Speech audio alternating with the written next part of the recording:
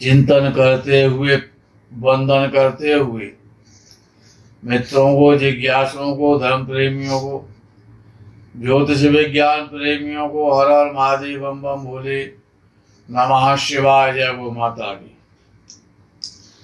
मित्रों, ज्योतिष शास्त्र में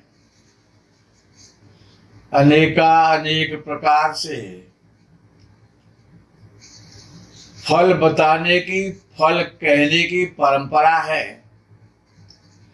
प्राय जो परंपरा अक्सर जो देखने में आती है वो राशि के आधार पर, राशि से शनि की 7.5 चल रही है या ढैया चल रही है, कौन सा ग्रह किस राशि में चल रहा है। तो ये जो परंपरा है ये 100% फल नहीं दे पाती है। यद्यपि परंपरा गलत नहीं है, लेकिन प्राय ऐसा देखने में आता है कि जो सुनने वाले होते हैं, जो वार्षिक फलादेश करने वाले होते हैं या मासिक फलादेश करने वाले होते हैं या नित्य का फलादेश करने वाले होते हैं, षड्मासिक, त्रैमासिक, जिस प्रकार का भी राशि कुंडली के आधार पर जो फलादेश किया जाता है उसका फल 100% कभी भी घटित नहीं हो सकता। उसको देखना तो अनिवार्य है कि राशि से मंगल कहाँ चल रहा है, राहु केतु कहाँ चल रहे हैं, या शनि कहाँ चल रहा है, बुध बृहस्पति शुक्र कहाँ चल रहे हैं, ये देखना तो आवश्यक है। लेकिन सब कुछ उसी को मान लेना ये तर्क संगत नहीं है और बुद्धिमत्ता भी नहीं कहलाती है, विद्वता तो है ही नहीं। अर्थात जैसे कि लग्न जो है वो हर जातक का शरीर है, लग्न जो है शरीर है, और शरीर में भी पूरा शरीर नहीं कहलाता है वो। लगन जो है केवल फेस है, चेहरा है आपका। और दुनिया में जिसकी फेस वैल्यू होती है, फेस की ही तो कीमत है। आप कितनी गुणी बने रहें, कितने गुणी क्यों ना हो, कितने उच्च कोटि के विद्वान क्यों ना हो, लेकिन यदि आपका चेहरा सुंदर नहीं है, आपका व्यक्तित्व प्रभावशाली नहीं है, आपके नेत्र, आपकी नासिका, आपका मुख, आपका सिर, आपके कान, ये अगर ये सारी चीजें मिलकर के तो सुंदरता देती है शरीर के लिए, तो लग्न शरीर का हेड है, यानी सबसे मुख्य स्थान है। इसलिए ये नहीं कहा गया कि सप्त कुंडली या पंच कुंडली या 10 कुंडली या 11 कुंडली या 4 कुंडली, ये नहीं कहा गया। ये कहा गया लग्न कुंडली, उसका नाम रखा गया लग्न कुंडली। और लग्न कुंडली सबसे टॉप का जो हाउस है, सबसे फर्स्ट हाउस है, जो फर्स्ट संख्या से प्रारंभ होता है। इसीलिए लग्न सबसे फर्स्ट है, सबसे टॉप है, सबसे ज्यादा महत्वपूर्ण है। उसके बाद नंबर आता है चंद्र कुंडली का। लग्न कुंडली वृक्ष है,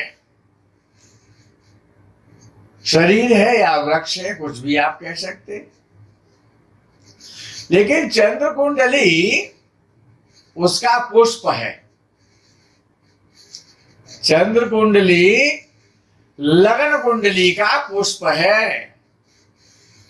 अगर लगन कुंडली वृक्ष है या शरीर है, तो उस वृक्ष रूपी शरीर का जो पुष्प है वो चंद्र कुंडली है। अच्छा, पुष्प के बाद में फल भी तो आते हैं। जिस पर पुष्प आता है उस पर फल भी आता है। अच्छा, कुछ जो पुष्पदार वृक्ष होते हैं उन पर फल नहीं आता है, केवल पुष्प ही पुष्प आता है।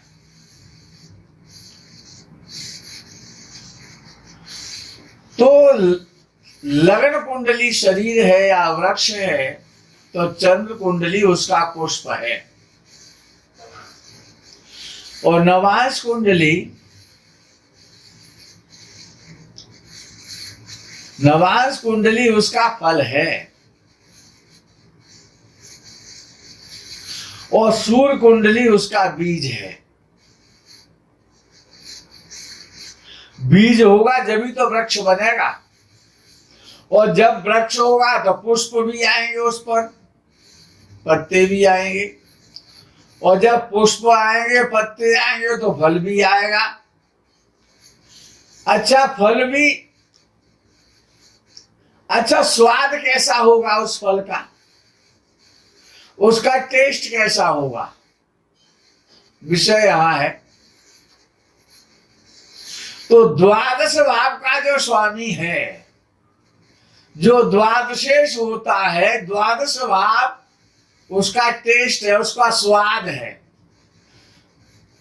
द्वादश भाव और द्वादशेश जैसे होंगे वैसा ही टेस्ट आएगा जीवन में। खट्टा आएगा, मीठा आएगा, नमकीन आएगा, कड़वा आएगा, धनहीनता का आएगा, धनवान होने का आएगा, रोग का आएगा, निरूपता का आएगा, सम्मान का आएगा या अपमान का आएगा। जैसा भी टेस्ट आता है, जितने प्रकार के टेस्ट हैं जीवन के, इस लाइफ में जितने भी मोड़ आते हैं, इस लाइफ में जितने भी चौराहे हैं, दुराहे हैं और तिराहे हैं, जितने भी गोल चक्कर है, इसमें बड़े विभिन्न प्रकार के रास्तों से गुजरना पड़ता है जीवन में।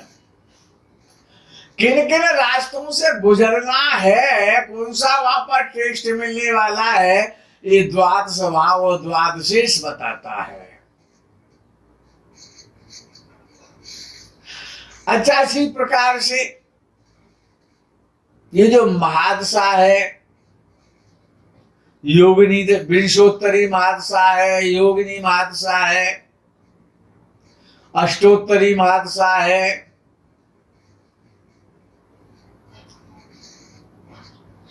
बहुत सारी महादशाएं हैं, अपने अपने प्रकार से 20-50 प्रकार की हैं। लेकिन सारी महादशाओं में जैसे पूरी कुंडली में लग्न भाव सबसे महत्वपूर्ण है, इसी प्रकार के समस्त प्रकार की महादशाओं में जितने भी प्रकार की विद्वानों ने कल्पना की है, वो अष्टोत्तरी है, चाहे वो विंशोत्तरी है, चाहे वो योगिनी है, चाहे वो आरूढ़ दशा है, वो चाहे वो चर दशा है, चाहे वो अवरोही दशा है, चाहे वो आरोही दशा है, ये जितनी भी प्रकार की दशाएं हैं उनमें जिस प्रकार से सबसे ज्यादा महत्वपूर्ण लगन कुंडली है, लगन स्थान है, लगन कुंडली में भी लगन स्थान, इसी प्रकार से समस्त प्रकार की दशाओं में, और इसी पाराशर के जो कि ज्योतिष के पितामह कहलाते हैं, उनके द्वारा जो निर्मित और निर्णीत जो विंशोत्तरी महादशा है, वो सबसे अधिक महत्वपूर्ण है, सबसे सुंदर और श्रेष्ठ फल देने वाली है। और जीवन का हर भाग, हर पाठ, हर रास्ता सोना, जगना, खाना, पीना, रोना, मुस्कुराना, ये सब कुछ जो जीवन का जो खेल है वो महादशा पर ही डिपेंड करता है, विंशोत्तरी महादशा पर। अच्छा, हर ग्रह की अपनी एक दशा है। जैसे कि सूर्य की 6 वर्ष की दशा होती है तो शुक्र की 20 वर्ष की होती है। अच्छा, शुक्र की सबसे ज्यादा वर्ष है। शुक्र क्या है कि वो भोग है। जितना ज्यादा भोग लिखा होगा, शुक्र जितना अच्छा होगा, उतना ही संसार में भोग ज्यादा भोगने को आपको प्राप्त होगा।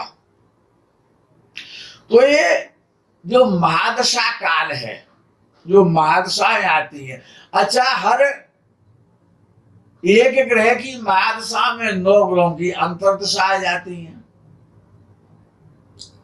और हर ग्रह की अंतर्दशा में 9 ग्रहों की प्रत्यंतर दशा आ जाती है। अच्छा, विषय यहां आता है कि महादशा ज्यादा महत्वपूर्ण है कि अंतर्दशा ज्यादा महत्वपूर्ण है या प्रत्यंतर दशा ज्यादा महत्वपूर्ण है।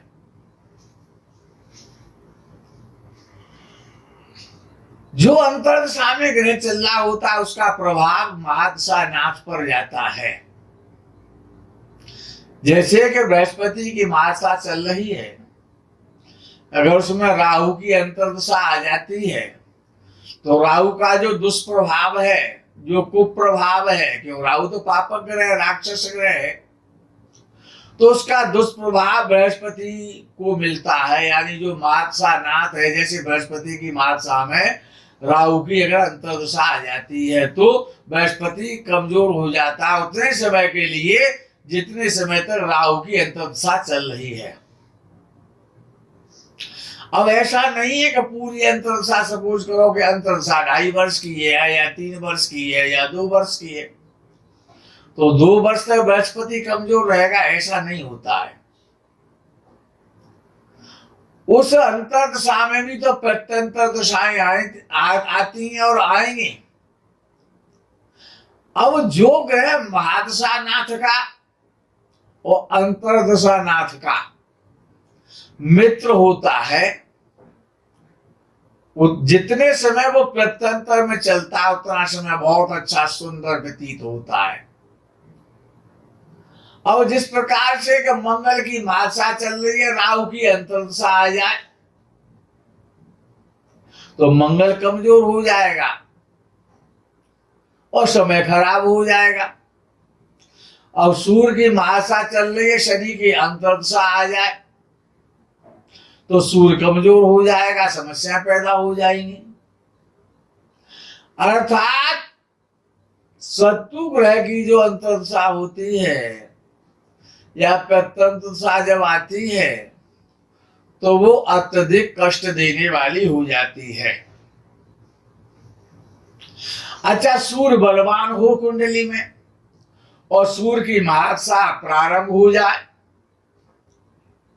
तो राजा के द्वारा, राज्य सरकार के द्वारा सम्मान की प्राप्ति होती है, समाज के द्वारा यश मिलता है, यशोपलब्धि होती है। यदि सूर्य बलवान है और सूर्य की दशा प्रारंभ हो गई है तो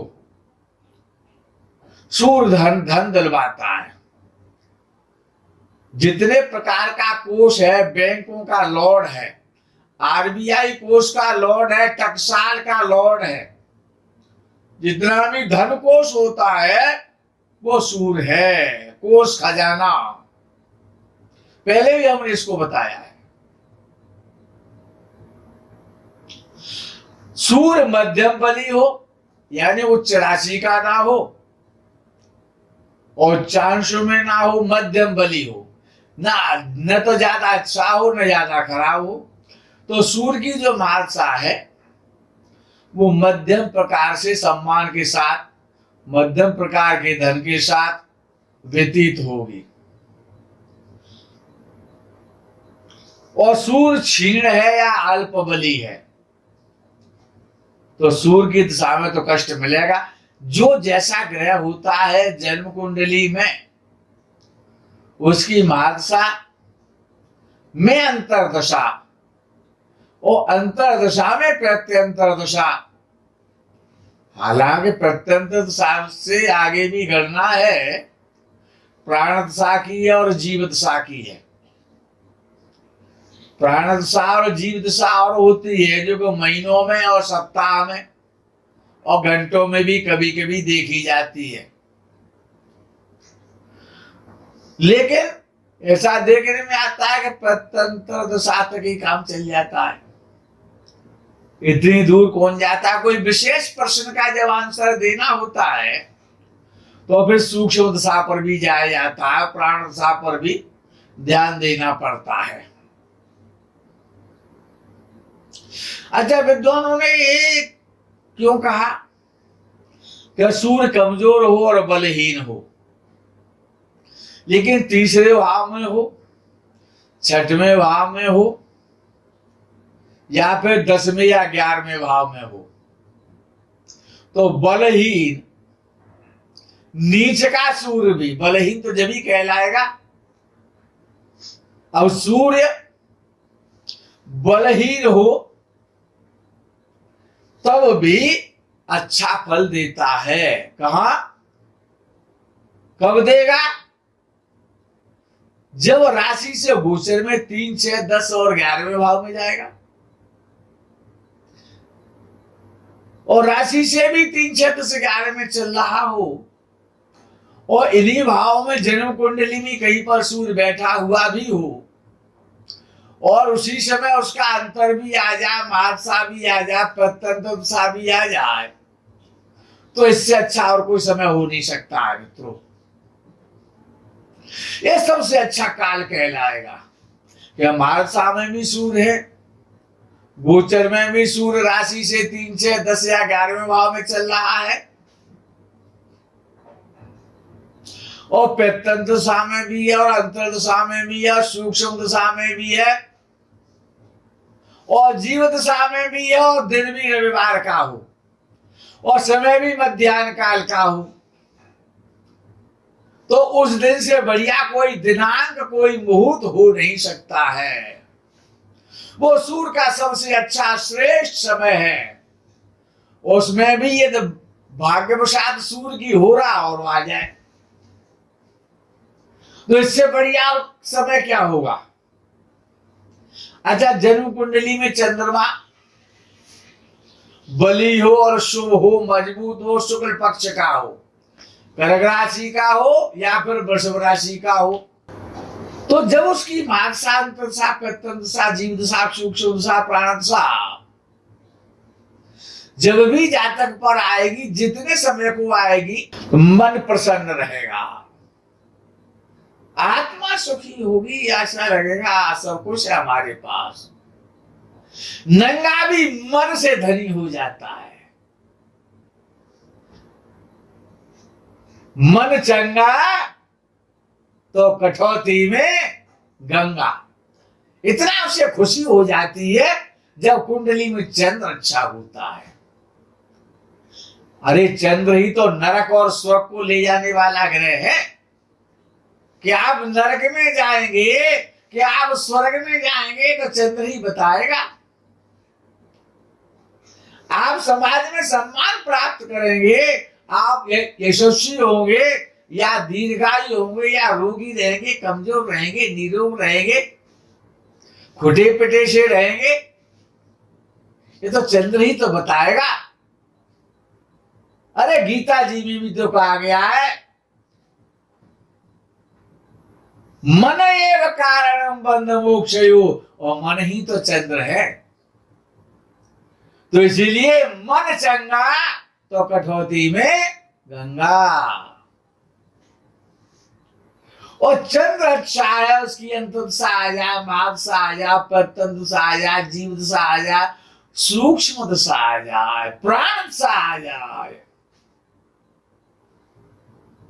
शुक्ल पक्ष का समय हो, शुक्ल पक्ष चल रहा हो, चंद्र का यंत्र प्रत्यंतर, जीव दशा, प्राण दशा, सूक्ष्म दशा चल रही हो, चंद्र जन्म कुंडली में भी अच्छा हो और गोचर में भी अच्छा चल रहा हो, सोमवार का दिन हो, मन बड़ा प्रसन्न रहेगा, सम्मान मिलेगा, सुख मिलेगा, मन की प्रसन्नता, संसार का सुख और दुख, नरक और स्वर्ग, ये सब चंद्र के आधार पर ही होता है। और चंद्र यदि निर्बल है, चंद्र कमजोर है, नीच राशि का, वो भी ग्रहण पक्ष का है, तो क्या होगा? इससे ज्यादा जीवन में कष्ट और कब हो सकता है? चंद्र बहुत महत्वपूर्ण है। चंद्र अच्छा है तो दशा काल में अच्छा फल देगा। इसी प्रकार से बिना महादशा विंशोत्तरी दशा के देखे बिना, बिना लगन कुंडली के लगन को देखे बिना, ये जो 16 भाव है ना, ये इस लगन कुंडली के 16 अंग हैं। जिस प्रकार से ये जो हेड है, जो सिर है, उसमें बाहु भी है, उसमें उंगली भी है, उनमें आंख भी है, नाक भी है, कान भी है और उदर भी है, चेस्ट भी है, घुटने भी है, पैर भी है, गुप्तांग भी है, सब कुछ इसी में है। इसी प्रकार से ये 16 भाव तो अंग है, लेकिन मुख्य कौन है कि वो लगन कुंडली है, और लगन कुंडली में भी पहला भाव है। तो मित्रों, आपका लगन और लगनेश अच्छा हो, आप पर अच्छे शुभ ग्रह की दिशा चल रही हो, आपका मन प्रसन्न रहे, ऐसा सुंदर चंद्र आपका हो, आप प्रसन्न रहें, इसी कामना और भावना के साथ में प्रकरण को यही अल्प विराम करते हैं। आगे के प्रकरण का आपको इंतजार रहेगा। तब तक के लिए हर हर महादेव, बम बम भोले, नमः शिवाय। जय गौ माता की।